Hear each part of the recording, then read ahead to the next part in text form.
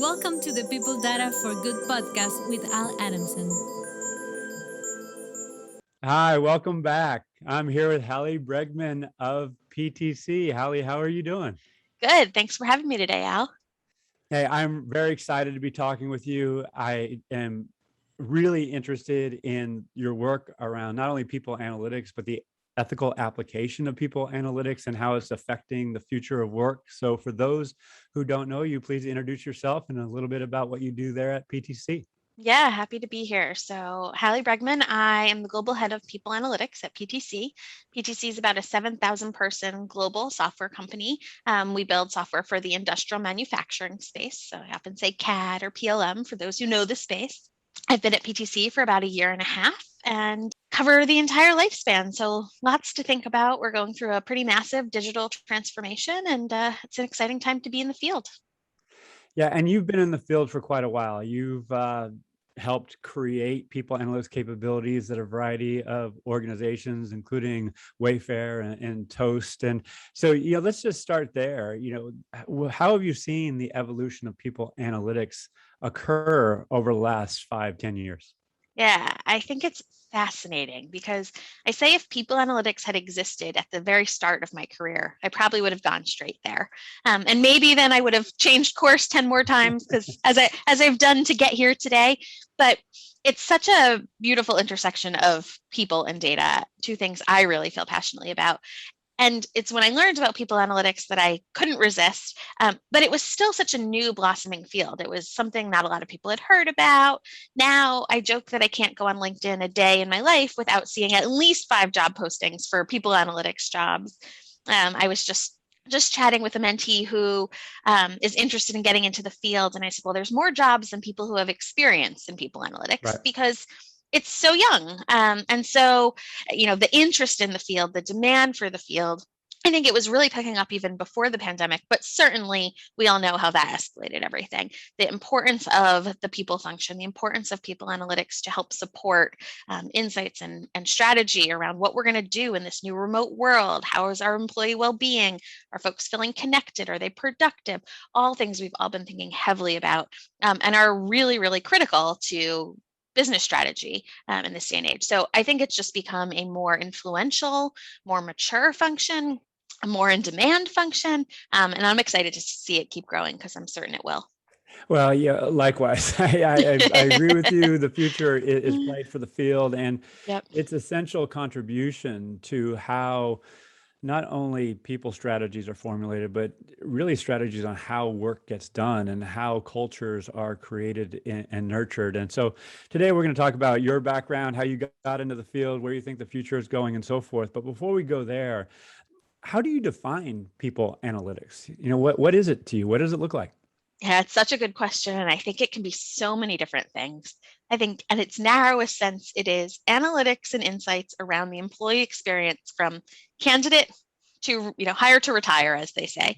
And I think at its broadest, it includes external market research to understand how other companies are engaging in the market. I think it incorporates workforce planning. So how do we think about the long term and how we get from here to there? And then I also think something that doesn't touch on as often these days, but I think will pick up over time, is really how do we measure objective productivity?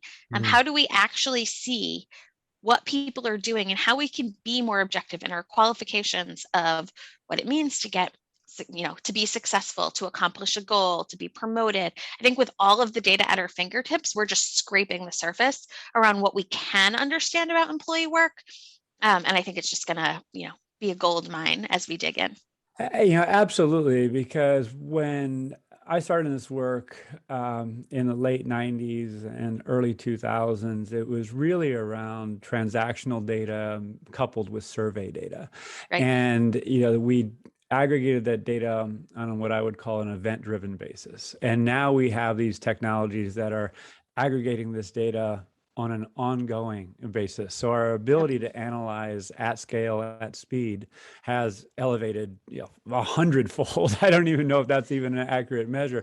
But right off the bat, as soon as we start capturing this data on how people are thinking and feeling and what they're actually doing, the ethical application of this analytics of the data itself, comes into play. And I know that has been at the forefront of your thinking and your work. So if you don't mind, can we go right there, on the heels of you defining people analytics, and, why does that need to be a priority today?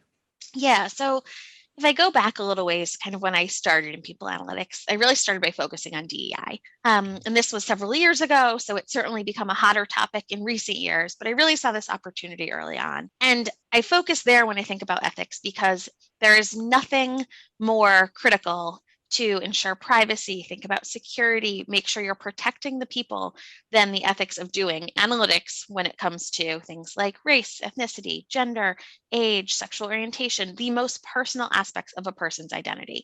So not just performance, not just recruiting, but really getting into the who do you identify as and what does that mean to your workplace. And so I think very early on, I formed a really strong position on how we should be analyzing, interpreting, sharing, communicating data and results around these analyses. And fundamentally, I very much believe in everyone should get something and some people should get everything, right? But I think the forefront of that statement is actually the most important part, that everyone should get something. And I think that the people team, formerly known as HR, formerly known as, compliance, whatever it was, personnel, has historically been very legally driven, right? And very conservative on what gets shared. We collect a lot of data. We have to keep that secure. We can't tell anybody anything. It is a secret black box, and only us in the know get to know what's inside. And I think we're really starting to push the boundaries on that to be able to aggregate information, still confidentially share insights without sacrificing individual identifiability, but bring more people into the story, bring more people into the know so that folks feel like that they're a part of the co-creation of the story. And so I actually think that's an important part of the ethical considerations, given that we don't have any of this data without the people. And so they're not just giving it to us for free, right? They're giving it to us to improve their experiences, to improve their insights, to improve their leverage. And for that, we must give them something back. And so that is, I think, a big part of people analytics for me. I think from a legal and compliance standpoint, which is always a part of it, we've got to make sure that we're following regulation, whether it's GDPR in the EU, which threw us all for a loop. And now every vendor vetting I'm in, it's, are you GDPR compliant, and making sure that we're able to remove the data if an employee asks to remove it, that we're able to anonymize it, that it's not still right. Like, there's lots of actual security components to it.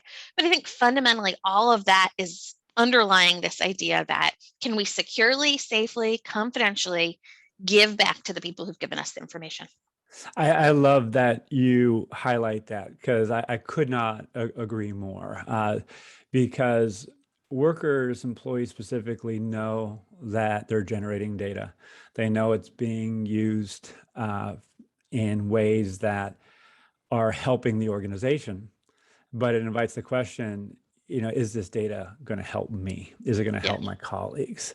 And if there's not only words that contend, oh yeah, we're doing this, but actually evidence to show that, hey, this is improving, but that therein lies a challenge of the people analytics function branding itself, sharing its successes. Would you agree with that? Yeah, absolutely. And I think it's why some of the tools that are in the market today that allow for democratization of dashboards and insights are so helpful, because usually people analytics teams aren't giant. Hopefully they're getting bigger and bigger, but they start small. And to be able to serve so many employees effectively, you've really got to use technology to kind of help that. But I really think that it's a big part of the work that we do.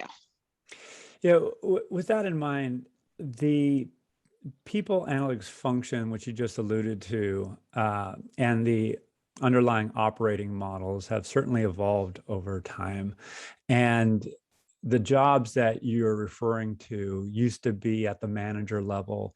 A great many of them now are at the director, senior director level, some even at a VP level, often coupled with strategy, people strategy and analytics, for example. So people insight and the analytics that drives that insight doesn't come for free. Because you have 20 systems across the employee lifecycle doesn't automatically mean you have insight across that lifecycle. In other words, it takes work. So in your experience, what are some of the key factors of a capable people analytics capability? What needs to be in place from a people, process, technology, and governance perspective? Yeah, so I often describe it as kind of a three or four-legged stool. One is platform. And I think this is where people analytics has come a long way in just the few short years that I've been in the field. I think back to when I started in people analytics at Wayfair. I joined a team and everybody was building their Excel pivots off of their Workday reports, and they were refreshed, and then they would sit and wait while it refreshed, right? And I was like, what are you doing? Do you know that the customer teams have SQL servers and Python and automation and what are you doing, right? And so from a platform perspective, I really have seen a tremendous improvement, but I think that is one of the critical skills and components, particularly in the early days, right? Once that's built, it usually needs a little bit of love and care to be maintained, but it's kind of the foundation. So it's kind of the first thing I take care of. But there's that. Second, there's governance. I've also seen organizations where reports, line item reports are getting out to all different teams who need to calculate aggregate metrics. They don't need the line item reports, but it's the only way to do it, right? And so reeling all that back in, it's helping people see how they can get the same information they need in a safe, secure, confidential way. Focus on the insights and the trends, not the line item, right? Not the, well, Al isn't on this list and therefore it's all wrong, right? There's a reason Al isn't on this list, and it either could be a mistake or it could be, well, it's organized some different way and you didn't think about that. And so instead of focusing on the very nitty gritty of Al, let's focus on the entire organization that Al is a part of. What's the trend going on? What's really going to directionally drive us? Because it's certainly not one person.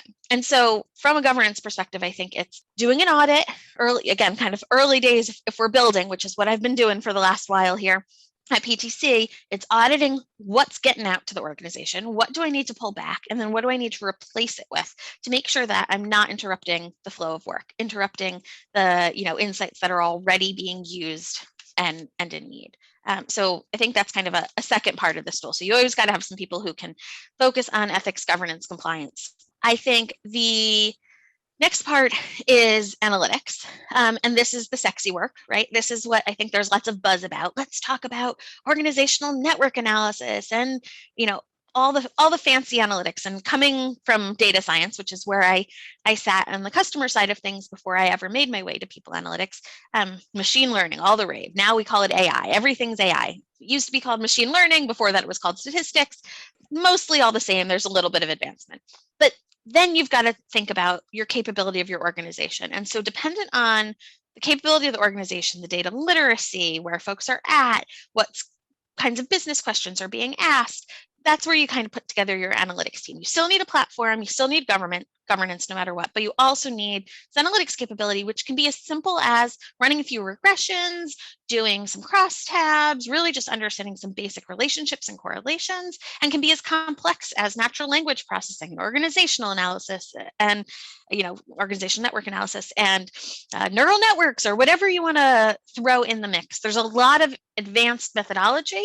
Most of the time you don't need it to get 90% of the way there, and 90% of the way there will most often accomplish the action you need to, inspire the action you need to actually iterate on that process or whatever it might be. So I'm a big fan of not always needing the most complicated systems. They're helpful for when they're there. But so from a capability perspective, meeting the organization where they're at, baseline analytics to start. If your organization is more sophisticated, you can jump to some of the sexier stuff earlier on. But I think that's kind of the fundamental, what you really need. And then the last piece is employee listening. So liaison partnership, being able to connect to folks in the business, whether that's your HRBPs, your chiefs of staff, your operations leads, your executive leadership team. And that also kind of connects to the survey strategy. How are you listening to the employees outside of the people you have direct relationships with? Well, thank you for that, and I like it. What I heard: platform, governance, analytics, and meeting the business where it is, business Yeah. readiness. And within analytics, the employee listening, the O&A, all Yep. the types of things that can be done, all the data that can be generated. So, thank you for that. And what jumps out for me is the skills in which you need to select an appropriate platform. You need to understand data architecture, interoperability, governance. What is the agenda for a governance body? Analytics, I talk a lot about this. Analytical diversity. What is the appropriate analytical technique given the business question that needs to be Yep. answered? Because as you well know, with your background, there's a host of solutions out there. And Yep. business readiness, obviously, organizational change management, and which is a different skill in and of itself. So what I'm getting at is leaders don't know what they don't know, right? Right. And this field has been created really over the past 20 years. It has evolved, yet I still see a lot of CHROs and the like saying, okay, I'm going to hire a data scientist and he or she's going to go in there and do magic and out it's going to pop this insight. But it does take a systematic level of thinking to make sure these different aspects are being covered. Would you, agree with that? Oh, absolutely. It is far more complex. And I always joke that people are like, but just tell me my turnover rate. And I'm like, well, let me tell you what I have to do to get your turnover rate. First, I have to pull a report. Then I have to pivot the report. Oh, turns out there's duplicates. Let me deduplicate the report. Okay, now turns out we don't have the right reason codes in this report. So we have to merge it into another report to get our reason codes. Now we've got to roll it all up. Oh, now the organization's wrong because somebody didn't change their manager in their hierarchy. And so we've got to change that. So it's wrong in the system. So I've got to correct it over here. And oh, finally, I can tell you that 3 people left your organization, right? Like you don't see that. It just seems intuitive to you. You're like, okay, 3 people left, so 3 people left. You can just tell me that. But the systems aren't that clear. And so it's a lot of this system design and really taking an integrated approach because as we know, HR technology right now is incredibly fragmented, hot and growing and innovative and fragmented. We have a million different systems for a million different things, and putting them all together is the hardest part of people analytics. We're in the middle of a project right now, and I laugh, but the question was, folks who were in early roles, early career in this particular part of the business, when do they get promoted? What's their path kind of moving through? And the joke is like, oh, okay. Yep. So you want me to, well, these people, we call it a promotion in the system. That's great. And these other people, well, it's a grade change because they got a comp increase. So we changed their grade and that's how we're going to infer. Oh, these people, they don't have grades at all. And it wasn't called a promote. So how are we going to put this together? So it's an incredibly manual process to just accumulate the data set to be able to answer that question. It shouldn't be that difficult. I wish it wasn't that difficult, but it is that difficult. And for many questions, it is like that. And so it's a lot of mining and architecting and refining before you can ever get to analyzing. Well, this highlights an evolution of the space, and particularly for those organizations and those individuals who are leading people analytics organizations or teams that are doing this well, is that they're getting in front of the process. So they're actually involved in system selection. They're actually involved in data architecture and definition. And is that what you're saying? And is that what you're engaging in there at PTC? Yeah, absolutely. I mean, we're doing a lot of transformation. So we're thinking about a lot of new systems. And as we're putting them together, the question constantly is, how do they talk to each other? Right. And what can I get out from each of them? Because the joke was at one point, one of my organizations, our applicant tracking system had no common unique identifier to match it to the employee record system. So I could not tell you if this employee is the same as this candidate. And their emails weren't the same because this was their personal email and this was their professional email. So there's a lot of that kind of work that is going into crafting the architecture of the broader technology suite. So then people analytics is much easier. But especially in organizations early in this journey, I think there is a hunch, a hunger to jump right to the finish line. I want the insights. Tell me predictive turnover. Tell me, or, right, like there's so many interesting things this can answer. And I just recognize that it takes a lot of time to build that foundation, to make sure the data is in a place where it is trustworthy, it is directionally providing those insights and trends. And now you can start to iterate on it and answer the really robust questions. Well, just to emphasize this point is when I was starting this work, there were systems being selected and implemented left and right, and it was generating data. And I'm going in there. How am I supposed to? There was a HR strategy, there were systems, there were processes, and over in the far right-hand column, there'd be how we're going to measure it. Yep. I'm like, time out. Yep. If you want me to measure and analyze this process and link it to other stuff, then I need to be involved at the outset here. Right. And I'm really, really happy to hear you say that that's, where you are. And again, Yeah. I see others, so if anyone's listening, that's a key Yep. aspect if you're going to be doing this work at speed, at scale, and in a sustainable way. Yeah. Is get in front of the problem, be involved in the system selection, process design, all those other things. So I want to toggle a little bit before we talk about the future of work, which I know you have a great narrative about, and how analytics is going to affect leadership, not only in the future, but now. It's happening now. But for right now, I want to go into your background and how you got, because obviously you have the skills, you have the experience. So, what did you study in college? Did you have a passion for numbers before then? I mean, tell us about that. Yeah, well, so I always loved math. I was one of those odd people who liked math and English. So it wasn't both humanities or all sciences. It was a little bit of both. I thought I was going to be an author for the longest time. When I started college, I was a psychology major and then an English major with a concentration in creative writing. I dropped that before I got to the end. But that was really kind of part of where I thought I was going. And so the second semester, but nobody ever said do something like computer science, right? I'll stereotype here, but I was a woman. I was, 17 years old. I was taking calculus BC. I loved it. It was great. I was good at it. And then I went and studied child psychology. And I also love kids and I also love people. And so there's certainly something that has kind of come full circle, but I think a little bit back to where I might have gone had I started in a different place. I studied psychology. I got involved in research my second semester of college. Mm-hmm. And almost immediately became the stats person. I remember writing my honors thesis senior year, and one of the grad students I was working with, and clinical psychology is very competitive, so there's small labs, and she was like, "Oh, we're doing this Sobel test. I've never done a Sobel test before. This is for mediation, which was a big thing back then." And I was like, "Oh my gosh, I'm doing the Sobel test. That's like, she's never even done it before." And that was kind of where it started to click. So I went and worked as a research assistant for a few years before grad school. I was still on the psychology track. I went to grad school. I was the methodologist in my research lab. I was the methodologist all through grad school. I took all the stats courses. And at the time, I thought I was going into academia. And about halfway through my graduate degree, I was still taking my stats stuff, and I wrote a grant, and I was like, okay, I'm never doing that again. So what else? What am I going to do? I'm just going to keep on with my stats stuff. I'm not going into academia.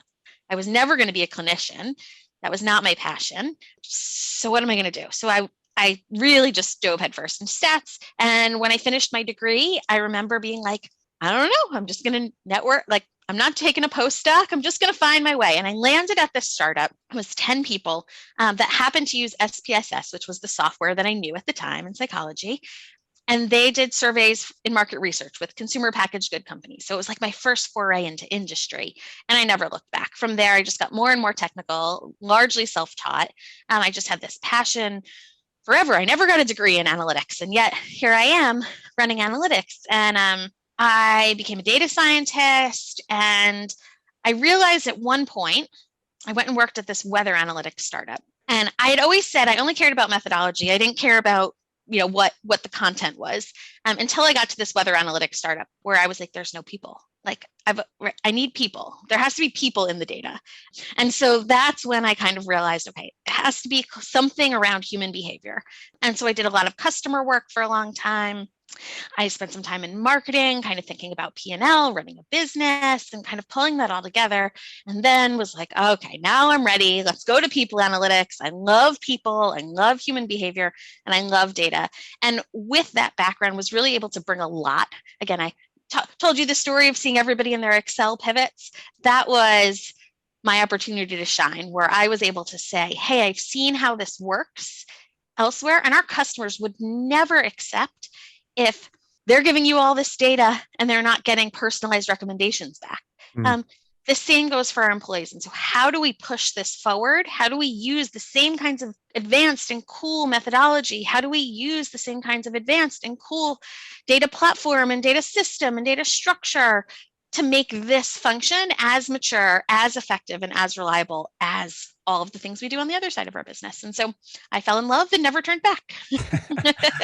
That is a fantastic story. And I think it's one that is immensely appropriate for the evolution of our discipline, because you bring in not only the statistical chops, but you've seen the application in the marketing domain, which is, but unsurprisingly, I don't know if measuring it in years is appropriate, but certainly it's more advanced. Let's just say 10, 15 years more advanced. That being said, correct me if I'm wrong, from your perspective, it's different.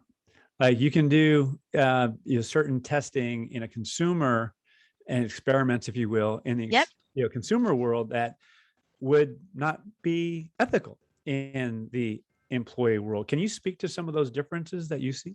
Yeah, I think that's such a great point. I also, before I answer that question, marketing is such an interesting comparison, because I feel like marketing was the last business function that was kind of done by gut feel before HR, right? So it kind of went through this data transformation the most recently compared to any other area of the business. And then the people team's kind of going through something similar. And so in marketing, it's totally different. The customers don't have faces. You don't know them. You don't sit next to them every day. Confidentiality is important, but not nearly in the same way that it is on the employee side, right? Like I remember when I first moved into the people space and I got access to the data, and my eyes were just wide, like, oh, this is different, right? This is not the same. You're not just a number. You're a person. I know you, or I know your colleague, or I know your team. I know your manager. And so making sure that the team itself has those kind of ethical standards and can handle the weight of that information, I think is actually a really important part that doesn't often get talked about, but in people analytics, it's the truth. And then, sure, you can test anything. You can't run research experiments on people, right? Not on people as employees the same way you can as, do you like this creative or this creative? I mean, sure, we could probably do something like that if we're debating between showing employees two different creatives. We could run right? But we can't say, well, should we assign you to this manager or this manager? You can't do that. It just doesn't work that way. And so sometimes it's a little bit of creativity. Sometimes I always say there's art to the science, right? You can't, when people talk about automation and how we're all going to lose our jobs because computers are going to do everything for us, I say they can't. They can do the math, but they can't do the context, not the same way that we know it. And the context is, I mean, people analytics right now is largely still not productized, right? We're not writing production code most of the time. We are doing an analysis, an interpretation, and an application, and then we may go back and do the same analysis on repeat, but it's not just automated flowing. I'm not getting personalized recommendations, or that's my easiest example, but I come back to that one a lot. And so there's definitely something, I'm losing my train of thought here, but something unique to the way we do that. No, and I just want to emphasize a point, going back to the marketing domain and making sure this distinction is highlighted and also carried over. You said marketing was formerly done by gut feel, and then data, and now there's insight that influences the decisions that are made around product, service, application design, advertising spend, all that stuff, right? So, however, certainty is not the expectation. Right. It's, there is a level of confidence. There is, this margin of error. And what I have found in the HR domain is that there's not a broad understanding of this. Hey, this is wrong. But Right. it's not about right and wrong. It's Yeah. elevating one's level of confidence about, hey, this is actually what's going on. This is the dynamic. Yep. And here are a set of appropriate actions to take to mitigate the risk or take advantage of an opportunity. So is Yeah. that how you think about it, as well as looking at the uncertainty within the math, within the data that we're creating, and then coaching people downstream of how to consume this and in turn take action? Yeah, although I don't actually think my approach to marketing and people is all that different in that particular area, unlike others, in that good enough, right? MVP. This is my stance on this, and it's the same stance I took in marketing that I take in people. Minimally viable product, right? It's what we do on the product side. It's what product managers are taught to do. And yet analysts think they're supposed to explain 100% of the confidence in an analysis. It's not possible. And when it is possible, well, that's weird. But sometimes a 60% accuracy, 50% is random, right? So let's just take that as you got to do better than 50%. But sometimes 60% accuracy, that's that much more information, right? And it's never going to be perfect. It's never going to be 100%. Now, in other situations, you have enough of the additional factors to put in the model to be able to explain more like 80 or 90%. But some things you don't, and people are one of those things. So very rarely do I expect to have perfect confidence in my models. I expect to have directional accuracy. And it is the thing that I say over and over and over again that sometimes people get real stuck on, especially folks who are used to having perfect accuracy. It just has to be good enough. We just have to know a direction. We don't have to know whether it was 75% magnitude or 85% magnitude. The direction's the same. Let's do something about it. It is important and actionable. Let's take action. Love it. So let's toggle a bit, because future of work is something that you and I have discussed. I love your take on it. And so when you hear those words put together, I mean, what comes to mind? How do you define it? I laugh because I think so many people are saying the future of work is now. And I'm like, no, it's not. We work remotely, right? We don't really work that differently yet. We're going to work differently. And so in the last 2 years, we've had a shift. We've certainly shifted from working in offices to largely at home. And there's flexibility there. But in terms of having our jobs, we still have jobs in the same way. In terms of the work that we do and the way we collaborate, largely still the same. There's a lot of buzz about skills, and this is something I really buy into. But I was listening actually to a prior episode with Rob Cross, and I was thinking about, he was talking about the relational component that's left out. So if we break it down kind of to the future of work, I think skills are really going to drive the work that we do, not jobs, right? And so today, and maybe at leadership, we're still going to have leadership who are focused on an area, but the first 10 years of your career, nobody is going to climb a ladder. You are going to have a set of skills that bring you to different opportunities, that give you a well-rounded experience, that after maybe 10 years, you're going to be able to settle into being an expert in one area that you want to focus on. I think that's really critical. And that's the project-based work. That's the talent marketplace model, right? In fact, it's something that happens often today. Many CEOs have rotated around the business. They've run multiple areas of the business before they ever get to be a CEO. I mean, that's a perfect example of a marketplace model where somebody had internal mobility. I think that's been accepted for a long time. But for folks earlier in their career, they were expected to just kind of go up linearly. I call it the career jungle gym. There's no ladder anymore. So I think the thing I haven't yet solved the challenge on is how we're going to pay people when they don't have a job. They just have a set of projects. Does it mean we pay everybody by their skills? Do we mean we kind of have fewer bands and people can kind of fall into different bands dependent on those skills? I'm not quite sure on that piece yet, but I do think that's something we're going to figure out. On the relational piece, it's all about your network, right? It's all about the relationships you make at work. That is how you are successful. It is time and time again shown, and it's why I think O&A can be such a useful piece of information to provide insight into who you're connected to and why we know men are connected to more senior leaders, and more broadly across the organization, women have maybe more networks or more salient relationships, but they are closer and they're not as senior, so they're not getting that same mentorship or guidance, right?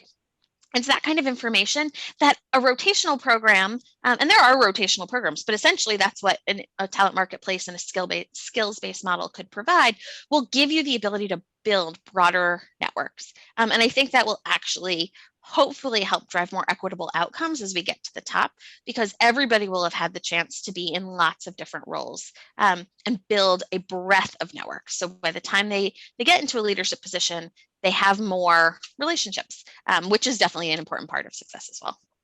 Well, for what it's worth, I couldn't agree more. And thank you for taking that approach, because I agree. I think it can produce more equitable outcomes. It's a more realistic way of looking at work and how to organize people around that work. How often is it the case where someone writes a job description, they go and they hire and source, and by the time that person gets up to speed 3 months, 6 months in, the job is totally different.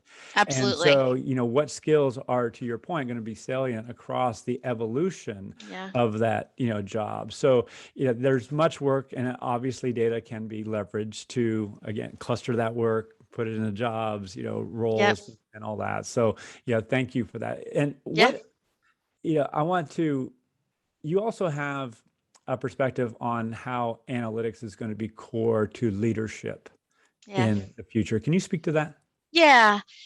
I mean, I firmly believe that our future generation of chief people officers are people analytics leaders today.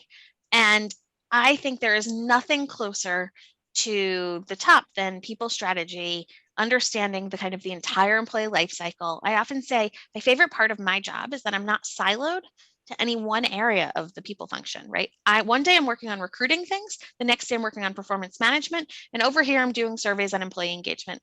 And that means I'm thinking kind of holistically about the entire employee journey, about the entire employee experience, thinking strategically, involved in planning and thought leadership in all of those domains. And I think that really gives us a leg up. I actually also think chief people officers probably are going to ultimately make it into the CEO seat one of these days, because there is recognition of the importance of the work that we do. You cannot run a business without people, whether it is operational efficiency, whether it is scale. All of that requires good people, and we've known that, but I don't think we've really ever taken advantage of that. And so I think maybe chief people officers will be in that rotational program that CEOs have always kind of rotated through. 1 minute they'll be a chief people officer, then they might be a COO, then they might be a CEO.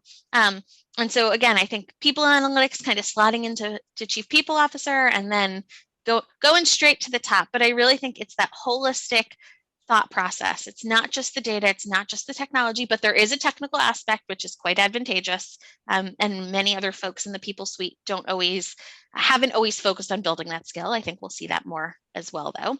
And then the strategic piece. I not only do I agree with you. Obviously, you and I are not only drinking the Kool-Aid, but we're making the Kool-Aid. So, bias, we'll own that. I have to share a snippet, but I actually learned that is a statement that comes from drinking the Kool-Aid, that comes from like the 40s or 50s, when people of color were asked to drink the Kool-Aid in order to, it was poisoned.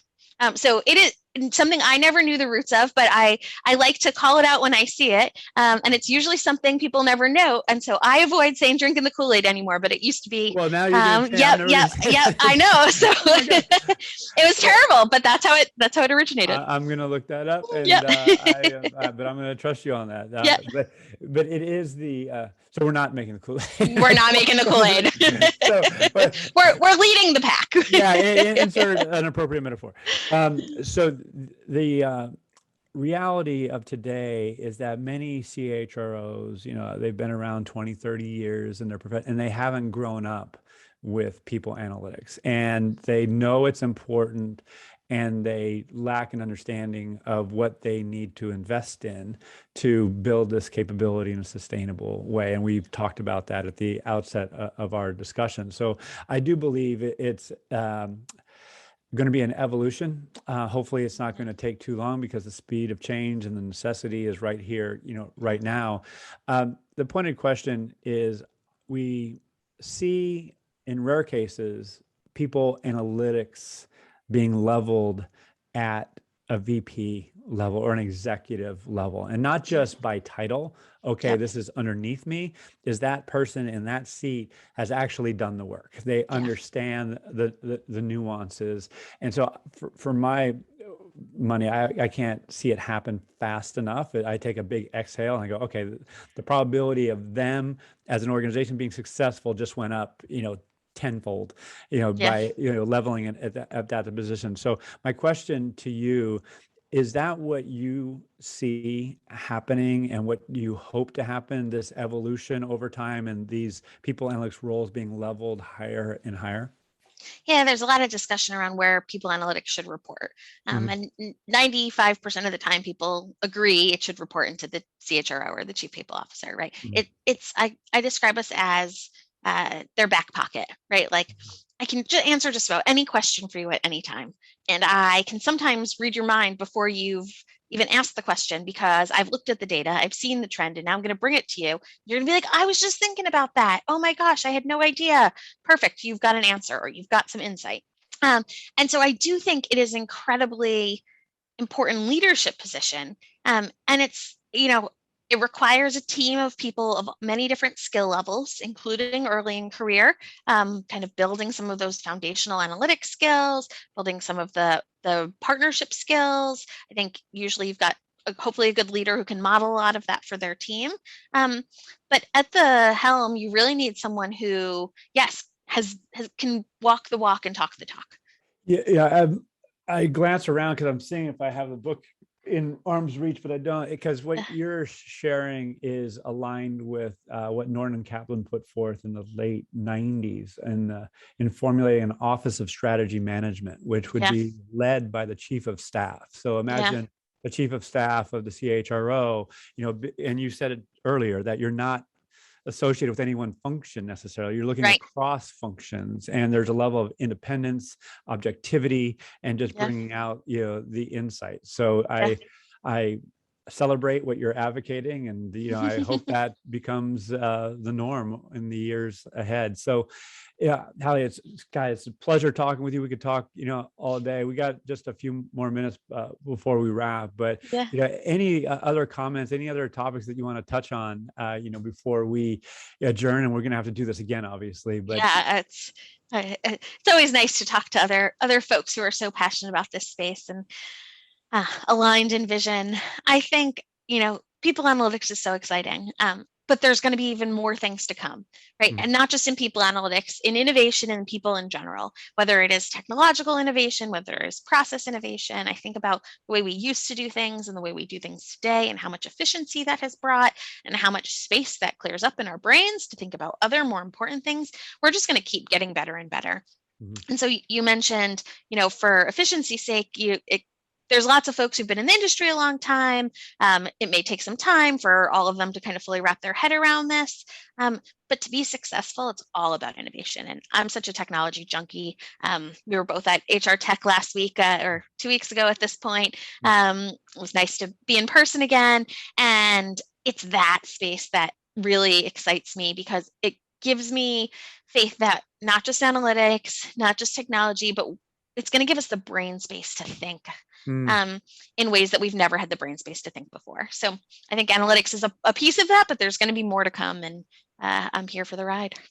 Well, we both are. So, and we have a community along for that ride as well. So, thank you for your contributions to the space. Congratulations on what you've achieved at PTC and elsewhere. And look forward to doing this again before too long. Yeah, absolutely. All right, Hallie. How can people learn more about you and connect with you? Yeah, so I'll give the usual answer, but on LinkedIn, I love connecting with folks. I share a good bit, and also always happy to chat. So please engage with me there. All right, Hallie. Well, you be well. Thanks again, and hope to see you in person before too long. Me too. All right. Bye-bye. Thanks for joining the People Data for Good podcast with Al Adamsen. To find other podcasts, videos, upcoming events, and to join the People Data for Good movement, please visit us at PAFOW.net.